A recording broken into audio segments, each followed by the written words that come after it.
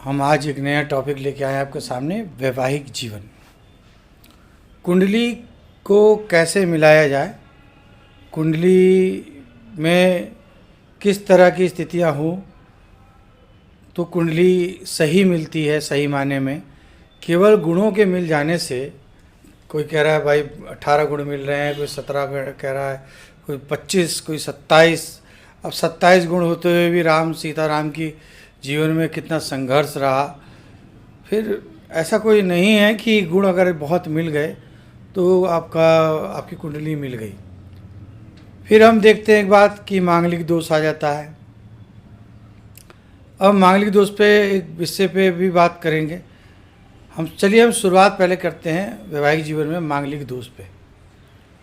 अब मांगलिक कहा जाता है कि अगर पहले घर में मंगल हो, चौथे घर में मंगल हो,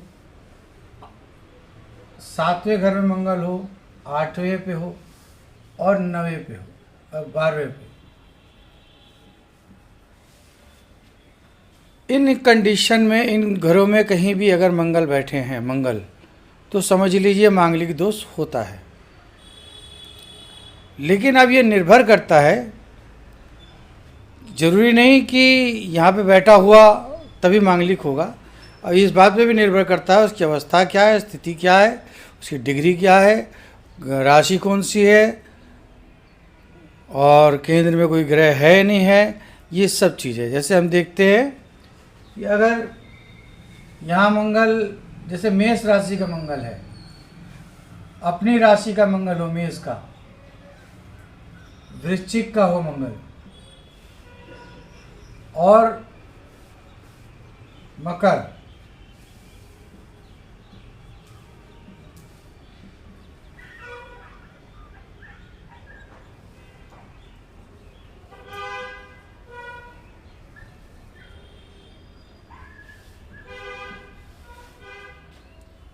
अब मंगल अगर मेष का है, वृश्चिक का है, तो मांगलिक दोष नहीं होगा, क्योंकि अपनी राशि में जब मंगल होते हैं तो मांगलिक दोष भंग हो जाता है, मांगलिक दोष नहीं माना जाता। उसके बाद अगर मंगल मकर राशि में हो, मकर में मंगल उच्च के होते हैं, मकर राशि में मंगल उच्च के होते हैं, और अगर मकर राशि में मंगल हो तो मांगलिक दोष नहीं होता ऐसी स्थिति में। अब ये मकर राशि पहले में आए, चौथे में आए, 7वें में आए, 8वें में आए, 10वें में आए या 12वें में आए, कहीं भी, और ये मकर राशि कहीं पड़ रही है, मेष राशि कहीं भी मंगल अगर मेष राशि, वृश्चिक राशि और मकर राशि में है तो मांगलिक दोष नहीं होगा। दूसरी अवस्था क्या है मांगलिक दोष की? अब केंद्र में कहीं भी गुरु हो या चंद्रमा हो, चंद्र हो, गुरु हो, अगर केंद्र में मंगल पे, और मंगल पे दृष्टि पड़ रही हो, ना भी पड़े, बृहस्पति अगर है केंद्र में, लग्न में अगर बृहस्पति है केंद्र में, तो मांगलिक दोष भंग हो जाता है। और चंद्रमा की दृष्टि पड़ रही हो तो भी मांगलिक दोष भंग हो जाता है। और अगर चंद्रमा के साथ हो तो ऐसी स्थिति में मांगलिक दोष का कोई मतलब नहीं उठता, क्योंकि देखिए जब एक बड़ा ग्रह बैठा है, बृहस्पति है, मतलब मंगल से बड़ा कोई भी ग्रह साथ में होगा तो मांगलिक दोष नहीं होगा, बल्कि एक योग बनता है। जैसे चंद्रमा के साथ मंगल हो गए, चंद्र मांगल्य योग हो गया, आमने सामने हैं, तो जो है एक, उसे हम हंस योग के रूप से मान के चलते हैं, तो वो भी मांगलिक दोष नहीं माना जाता। उसे कई योगों के नाम से माना गया है। बहुत सारे योग तो विवादित कर दिए गए हैं, बोल के रट के, कि ज़्यादातर ज्योतिषों में ये रहा है कि गुरु के पास बैठे, गुरु ने कुछ अधूरा ज्ञान लिया, उनसे शिष्यों ने लिया तो उन्होंने और अधूरा ले लिया। तो ये जो शिष्यागत परंपरा है, या तो प्रॉपर वे में सीखा नहीं उन्होंने, या फिर कहीं ना कहीं त्रुटि करते हैं, कुछ उन्होंने करी, कुछ उन्होंने करी, फिर होती ही चली आई त्रुटियाँ। तो इस तरह से मांगलिक दोष के बारे में तो बता देते हैं लोग कि यहाँ बैठा। अब कंप्यूटर में डालेंगे तो अगर पहले चौथे पहले चौथे सातवें आठवें 12वें अगर मंगल बैठा होगा तो कंप्यूटर तो उसे मांगलिक बताएगा, क्योंकि कंप्यूटर में ये फीड कर दिया गया है कि इस कंडीशन में अगर मंगल बैठे हैं तो आप मांगलिक दोष बनता है। तो कंप्यूटर तो मांगलिक दोष ही बताएगा, लेकिन पहले ये भी जानना ज़रूरी है। आप ये जान लीजिए, जानकारी शायद आपको मिली हो पहले से तो कोई अच्छी बात है, नहीं है तो इस बात की जानकारी ले लीजिए कि मंगल अगर अपनी राशि का या उच्च का होगा, बृहस्पति और या चंद्रमा कहीं केंद्र में होंगे तो मांगलिक दोष नहीं होगा। तो मांगलिक दोष का एक ये भ्रम निकाल दीजिए, पहले इस अवस्था को देखिए। अब मांगलिक दोष से भी बुरी अवस्थाएं होती हैं वैवाहिक जीवन में, उनके बारे में हम चर्चा करते हैं। वो क्या है?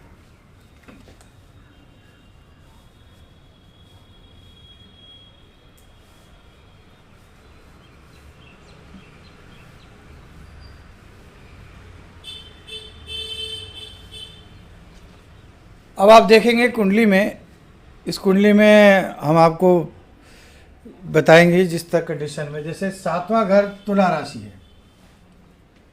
और 7वें घर का स्वामी अगर 8वें घर में आ जाए, 7वें का स्वामी 8वें घर में आ जाए और 7वें घर पे किसी ग्रह की दृष्टि ना हो, जैसे इसका स्वामी है शुक्र, तुला राशि का स्वामी होता है शुक्र, अगर वो 8वें घर में आ जाता है और यहाँ कोई ग्रह नहीं है या इस घर पे कहीं कोई भी ग्रह की दृष्टि नहीं है, अगर यहाँ गुरु होते तो पंचम होती, यहाँ होते तो सप्तम होती, या चंद्रमा की पड़ जाती, शनि की दृष्टि यहाँ से पड़ जाती, कहीं से भी, कुल मिला के अगर 7वें घर पे किसी ग्रह की दृष्टि नहीं है और उसका स्वामी जो है कहीं भी 8वें घर में बैठ गया जाके, तो अगर पुरुष है तो द्विभार्या योग है, यानी कि उसकी 2 शादियाँ होंगी, पहली पत्नी की मृत्यु हो जाएगी या तलाक हो जाएगा, वैसे तो ज़्यादातर मृत्यु के ही चांस होते हैं। और अगर लड़की है तो बहु विवाह, मतलब ज़्यादा शादियाँ होंगी, 2 से 3 भी हो सकती हैं। तो कई ऐसी कुंडलियाँ हैं, मैं नाम से नहीं बताऊंगा, लेकिन कई ऐसी फिल्म एक्ट्रेस हैं, एक बहुत पुरानी फिल्म एक्ट्रेस हैं, उन्होंने अब तक बहुत सारी शादियां करी और कई पति एक्सपायर होते चले गए। तो कई हैं ऐसी, बहुत सारी ऐसे मेरी जान पहचान में भी हैं और मेरे सामने भी आई, तो उनकी कई शादियां हो गई। तो ये कहीं ना कहीं ये इस बात को इशारा कर रहा है कि 7वें का स्वामी 8वें जाने का मतलब 8वां घर मृत्यु का है। तो 7वें का जब 8वें चला आया तो कुंडली बता रही है कि भाई 7वां यानी कि पति, इसका पति जो है या पत्नी है वो 8वें घर में यानी मृत्यु घर में बैठी है, यानी कि उसकी मृत्यु होनी है। तो ये उस ओर इशारा करता है। अब ये ज़्यादा बलवान होगा तो मृत्यु निश्चित ही होगी, ये नहीं कि बहुत, अगर कमज़ोर अवस्था में है तब भी कहीं ना कहीं बीमार रोगी कष्ट जरूर होगा। तो ऐसी अवस्था में क्या करना चाहिए हमें कि लड़का हो तो उसका लोग तो लड़की का विवाह कराते सीख लिए कि घट विवाह करा दो। इसका घट विवाह तभी उसी अवस्था में होता है जब 2 शादियों का बहु विवाह का योग हो, तब घट विवाह कराते हैं। अगर एक ही विवाह का योग है और शादी करा दी तो दूसरा विवाह कहाँ से होगा, उसका लगन ही, उसका योग ही नहीं बनेगा। इसलिए पहले कुंडली में ये देख लें कि 2 विवाह का योग है नहीं है, तब घट विवाह कराएं। लड़के का है, लड़के की स्थिति ऐसी है तो लड़का भी विवाह करे, उसका भी घट विवाह होता है, नारियल से भी विवाह होता है। वैसे तो घट विवाह श्रेष्ठ माना गया, घट से विवाह, घड़े से, पानी भरे हुए घड़े से विवाह करा जाता है, उसे फोड़ दिया जाता है, तो एक विवाह का योग जो है समाप्त हो जाता है, दूसरी पत्नी के साथ वो सुखी जीवन जी सकता है। तो ऐसी अवस्था में आप इस चीज़ को कुंडली मिलाते समय पहले इन अवस्थाओं को जरूर देखें। अब एक अवस्था और होती है, 7वें का स्वामी 12वें चला गया। 7वें का स्वामी अगर 12वें चला जाता है तभी वैवाहिक जीवन में कष्ट रहेगा, वैवाहिक जीवन में बहुत सारे कष्ट आएंगे। तलाक की स्थिति इसी अवस्था में बनती है, 100% तलाक की उम्मीद बन जाती है। तो ऐसी स्थिति में भी एक ही बात को ध्यान में रखना होगा कि उसकी कुंडली में अगर 7वें घर को कोई ग्रह देख रहा है तो स्थिति को डैमेज कंट्रोल कर लेगा, अगर नहीं है तो डैमेज होगा ही होगा। तो ऐसी स्थिति में इस चीज़ को देखना बहुत ज़रूरी होता है। दूसरी बात हम करते हैं कि एक और कंडीशन से इस चीज़ को सुधारा जा सकता है। अब लड़के की कुंडली, अगर मान लीजिए लड़की की कुंडली है तो लड़के की कुंडली में लग्न का स्वामी, जो लग्न में ग्रह या सप्तम को जो भी ग्रह देख रहा है, बहुत मजबूत और स्ट्रांग कंडीशन में जिस लड़के की कुंडली में 7वां घर का स्वामी बहुत मजबूत स्थिति में होगा या 7वें घर को कोई मजबूत ग्रह मजबूत स्थिति में मित्र दृष्टि से देख रहा होगा बहुत पावरफुल होके, तो वो 7वें का स्वामी अगर कमज़ोर भी हो गया, गलत अवस्था में चला गया, तो वो ग्रह जो है उसे ठीक कर देगा। तो इसलिए कुंडली मिलान करते समय इन चीज़ों को ज़रूर देखें और तब शादी विवाह करें, नहीं तो जीवन में कष्ट, मुकदमा, कोर्ट कचहरी, लड़ाई झगड़ा, मारपीट, कलह और प्रेम भी नहीं रहेगा। प्रेम की स्थिति भी एक चीज़ देखिए आप, मैं उसके विषय में बताता हूँ। पति पत्नी में प्रेम क्यों नहीं रहता, क्यों ख़त्म हो जाता, किसी में बहुत ज़्यादा रहता है। तो उसके लिए एक बहुत महत्वपूर्ण ग्रह, 2 ग्रह हैं, एक शुक्र और एक है मंगल। अगर कुंडली में मान लीजिए मंगल यहाँ बैठे हैं, लड़की की कुंडली में कर्क राशि के, चाहे उसका लग्न कोई भी हो, कोई भी लग्न मतलब लग्न मैत्री हो, लग्न मैत्री में भी मैं आपको बताऊंगा। अगर लग्न मित्र लग्न हो तो फिर जो है अगर कर्क का शुक्र है तो वो उसके मकर के मंगल को देखेगा और मकर का मंगल कर्क के शुक्र को देखेगा, तो दोनों में प्रेम बना रहेगा। कहीं कहीं स्थिति ऐसी आती है कि शुक्र की तो दृष्टि केवल एक है, का सामने मंगल है तो उनको देख रहा है, लेकिन मंगल की दृष्टि 4 है, चौथी, 7वीं, मंगल की दृष्टि जो है 4 है, 7 है और 8 है, मतलब 3 जगह मंगल देखता है। तो अगर मान लीजिए लड़के का मंगल लड़की के मंगल को, लड़के का मंगल लड़की के शुक्र को 7वीं दृष्टि से, चौथी दृष्टि से, 8वीं दृष्टि से देख रहा है, तो ऐसी स्थिति में उसके अंदर आकर्षण जो है, उस लड़के के अंदर आकर्षण अपने पत्नी के प्रति बना रहेगा, परंतु पत्नी को वो प्रेम अपने पति के प्रति नहीं रहेगा। ऐसी स्थिति सामने आती हैं, तब हम परेशान हो जाते हैं। तब हमें ऐसा करना होता है कि किसी तरह से लड़की का शुक्र जो है, अब शुक्र को तो वहाँ से बदल नहीं सकते हैं, तो किसी न किसी अवस्था में लड़की के पंचम भाव को, हम पंचम भाव के स्वामी को, सप्तम भाव के स्वामी को हम अगर सही कर दें तो पति पत्नी में दोनों में प्रेम बन जाएगा। मैं अगर आप लोग के जीवन में ऐसी कोई समस्या है, भाई आप लोग कमेंट तो कर रहे हैं लेकिन डेट ऑफ बर्थ टाइम डाल रहे हैं लेकिन बर्थ प्लेस नहीं डाल रहे हैं, कृपया वो डालें, तब हम आपकी कुंडली पूरी ढंग से बता पाएंगे। जन्म स्थान जरूर डालें, जन्म तारीख, समय और जन्म स्थान, ठीक है, हम आपके बारे में भी बताएंगे। अभी हम इस पर चर्चा करते हैं कि अब कभी भी कुंडली मिलाते समय एक चीज़ को देख लेना चाहिए हमेशा कि लड़की हो या लड़का हो, उनका लग्न का मतलब जो है लड़का है या लड़की है, उनके जो लग्न हैं दोनों के, वो एक दूसरे से 12वें ना हो। जैसे कि ये मेष लगन वाले है तो मेष लगन वाले की शादी मीन लगन वाले से ना कराएं, बल्कि क्योंकि मंगल और गुरु मित्र जरूर हैं, मंगल और गुरु मित्र जरूर है, लेकिन पहले से 12वां व्यय का होता है, तो व्यय होगा ना, वैवाहिक जीवन ही क्षय हो जाएगा, वैवाहिक जीवन का सुख ही नहीं मिल पाएगा।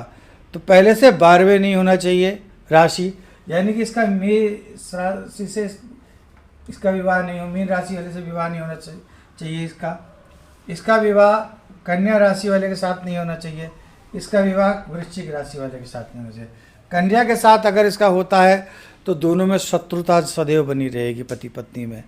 और अगर वृश्चिक वाले से होता है तो वृश्चिक वही कन्या जो है छठा घर, कन्या छठा घर नहीं है, छठे घर में कन्या राशि आ गई है। अगर छठे घर का स्वामी है कुंडली में, मतलब लग्न से छठा है लड़की का लग्न या लड़के का लग्न, तो भाई शत्रुता बनी रहेगी, तो ऐसे में विवाह कुंडली अच्छी नहीं बनेगी। और अगर 8वें है तो वो रोगी रहेगी, रोग कष्ट, क्योंकि मृत्यु का घर है, कष्ट का घर, चिंता का घर है, अपमान का घर है, भय का घर है।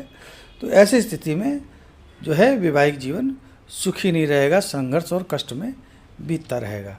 तो इन चीज़ों को आप कुंडली मिलान करते समय ज़रूर देख लें। और फिर हम बात करते हैं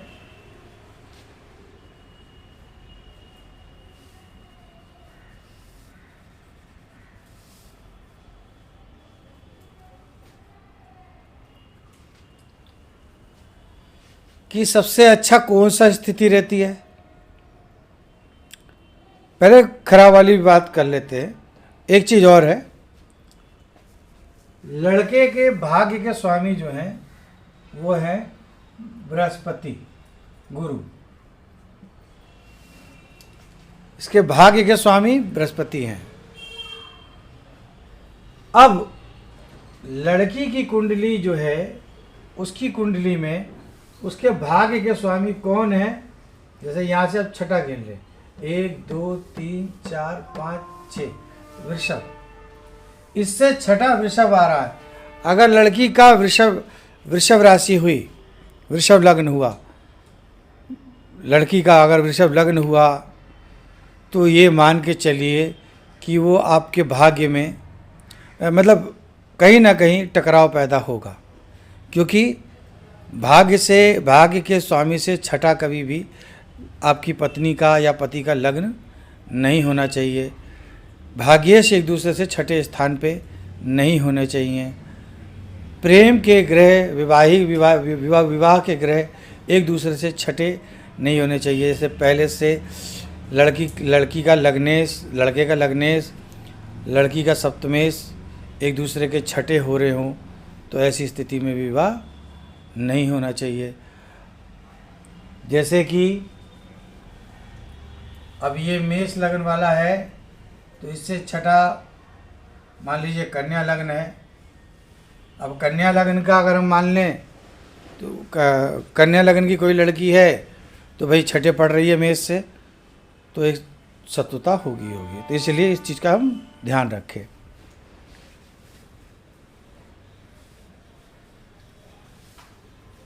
अब अच्छा हम क्या माने, अच्छा किस अवस्था में हो सकता है।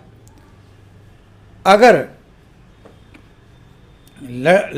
आपकी कुंडली में भाग्य का स्वामी कमज़ोर है, आपकी कुंडली में भाग्य का स्वामी बृहस्पति है, मान लीजिए 8वें आ गया, 8वें आ गया तो कमज़ोर हो गया, अब भाग्य साथ ही नहीं देगा। तो ऐसी अवस्था में क्या होगा, क्या करना होगा, आप लड़की की कुंडली में कहीं भी बृहस्पति, कैसे भी बृहस्पति जो है वो धनु राशि को देखते हुए हो, यानी कि मतलब धनु राशि को देखते हुए, तो धनु राशि कौन क्या है, लड़के की कुंडली में भाग्य की स्वामी है, भाग्य का स्वामी है बृहस्पति। धनु राशि भाग्य के घर में, भाग्य की घर में है, मतलब भाग का लॉर्ड जो है, घर जो है वो धनु है, तो वहाँ का स्वामी बृहस्पति जो है वो 8वें चला गया आपकी कुंडली में। तो आपकी पत्नी की कुंडली का बृहस्पति अगर धनु राशि को देखेगा तो निश्चित ही आपका भाग्य की वो जो दुर्दशा है वो ठीक हो जाएगी। तो इस चीज़ को आप विशेष रूप से ध्यान रखिएगा। ये इसको विशेष क्या, आपको हर इन बारीकियों का ध्यान रखना होगा। कुंडली मिलाने को 2 मिनट में लोग कहते हैं हाँ जी कुंडली मिल गई, बहुत अच्छी मिल गई, शादी कर दो। फिर आगे संतान का कष्ट, फिर ये कष्ट, फिर वो कष्ट, बहुत सारी ऐसी स्थितियाँ पैदा हो जाती हैं। संतान योग है कि नहीं है कुंडली में, इसके विषय में हम अगला वीडियो बनाएंगे। अभी वैवाहिक जीवन के विषय में हमने ये वीडियो बनाई।